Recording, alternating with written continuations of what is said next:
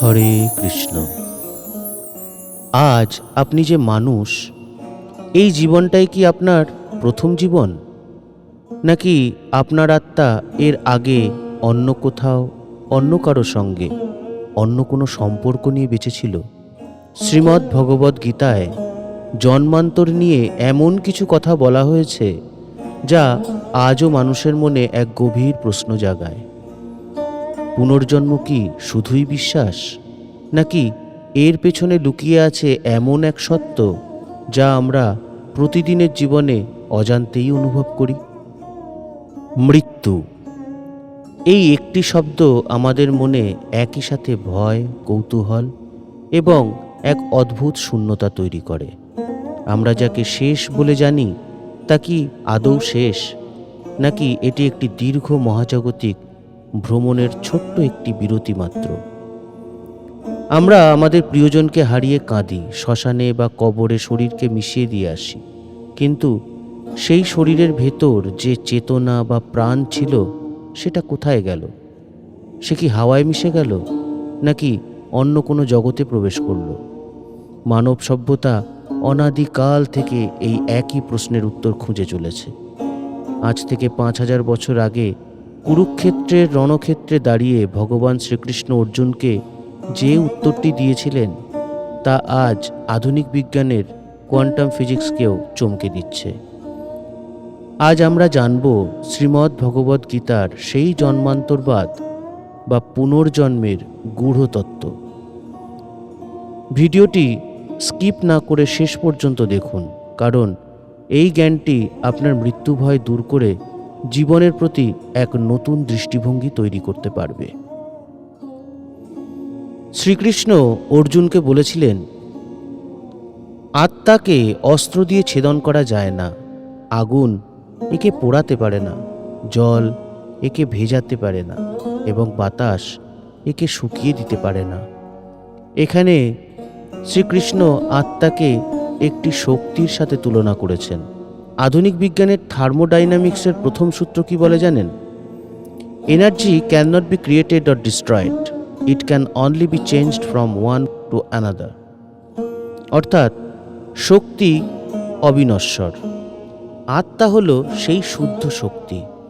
শরীর কেবল একটি যন্ত্র। ব্যাটারি যেমন শেষ হয়ে গেলে রেডিও বন্ধ হয়ে যায়, কিন্তু বিদ্যুৎ প্রবাহ বা রেডিও তরঙ্গ কিন্তু শেষ হয় না। ঠিক তেমনি শরীর ধ্বংস হলেও আত্মা অবিনশ্বরই থেকে যায়। এটি পুনর্জন্মের প্রথম ভিত্তি। আমরা কেন নতুন শরীর পাই? শ্রীকৃষ্ণ গীতায় একটি অত্যন্ত সহজ এবং শক্তিশালী উদাহরণ দিয়েছেন। মানুষ যেমন পুরনো ও জীর্ণ বস্ত্র ত্যাগ করে নতুন বস্ত্র পরিধান করে, আত্মাও ঠিক তেমনি জীর্ণ শরীর ত্যাগ করে নতুন শরীর ধারণ করে। আপনি কি কখনো লক্ষ্য করেছেন, শৈশবে আপনি যে আমি ছিলেন, যৌবনেও আপনি সেই আমিই আছেন, যদিও আপনার শরীরের গঠনটিই বদলে গেছে। চিকিৎসা বিজ্ঞান বলে প্রতি 7 বছর অন্তর আমাদের শরীরের সমস্ত কোষ পুনর্গঠিত হয়। অর্থাৎ 7 বছর আগের আপনি এখন আর শারীরিকভাবে নেই, কিন্তু আপনার চেতনা একই আছে। পুনর্জন্ম এই চেতনারই এক দীর্ঘস্থায়ী রূপান্তর। মৃত্যুর পর আত্মা কোন শরীরে যাবে তা কিসের উপর নির্ভর করে জানেন?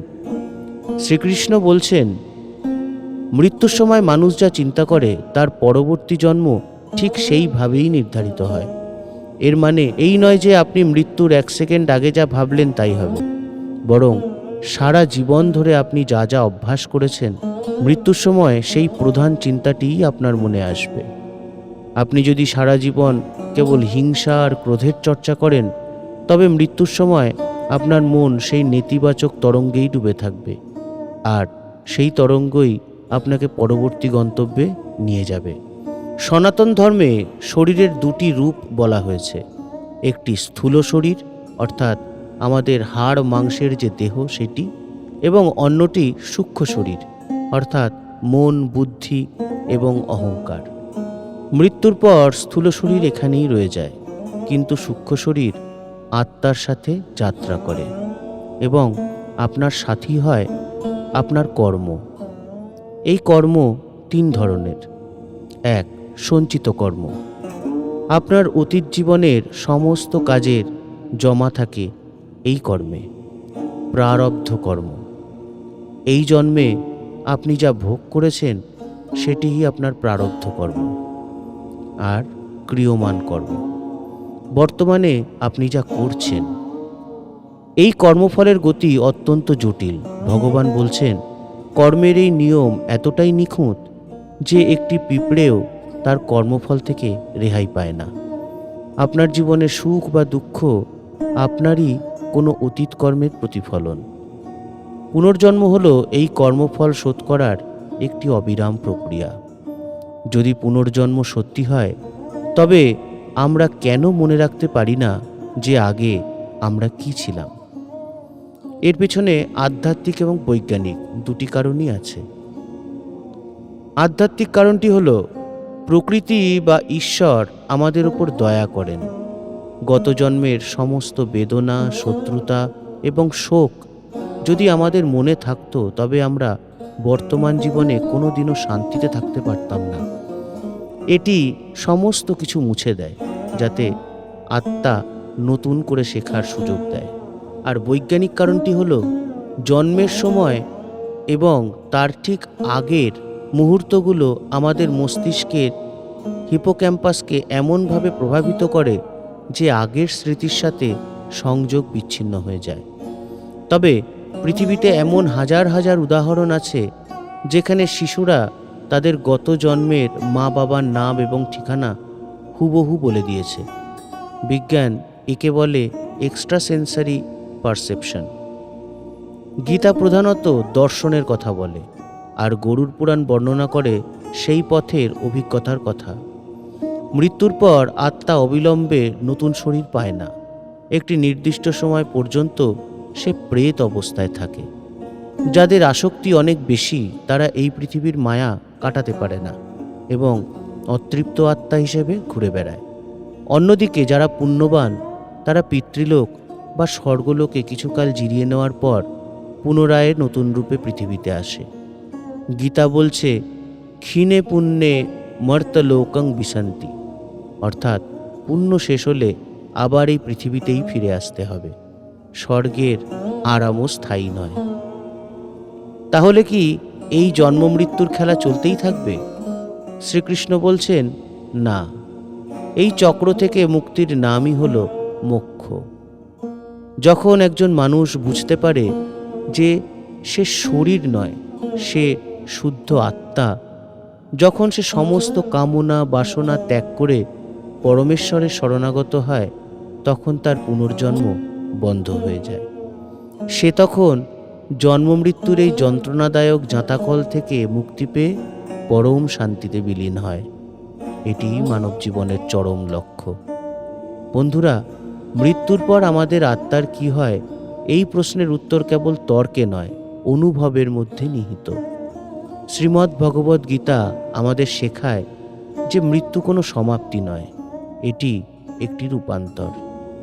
আজকের এই দীর্ঘ আলোচনার সারমর্ম হল, আমরা এই পৃথিবীতে এক অনন্ত যাত্রার পথিক। আজ আমরা যে শরীরে জন্ম নিয়েছি তা একটি ভাড়া ঘরের মতো। একদিন এই ঘর ছাড়তেই হবে। তাই আসুন, এই সংক্ষিপ্ত জীবনে ঘৃণা নয়, ভালোবাসার চাষ করি। এমন কর্ম করি যাতে মৃত্যুর ওপারে আমাদের যাত্রাটা হয় ভয়মুক্ত। আপনার কি মনে হয়, আপনি কি পুনর্জন্ম বা আত্মার অস্তিত্বে বিশ্বাস করেন? আপনার নিজের জীবনে কি এমন কোনো অলৌকিক অভিজ্ঞতা হয়েছে যা বিজ্ঞানের বাইরে? আমার ব্যক্তিগত জীবনে এরকম অনেক অভিজ্ঞতা আছে, সেগুলো নিয়ে অন্য কোনো ভিডিওতে আলোচনা করব। ভিডিওটি ভালো লাগলে লাইক দিন এবং সেই সব বন্ধুদের সাথে শেয়ার করুন যারা জীবনের গভীর সত্য খুঁজছেন। সাবস্ক্রাইব করে আমাদের এই আধ্যাত্মিক পরিবারের সদস্য হন। ততক্ষণ পর্যন্ত ভালো থাকুন, সুস্থ থাকুন। জয় শ্রীকৃষ্ণ।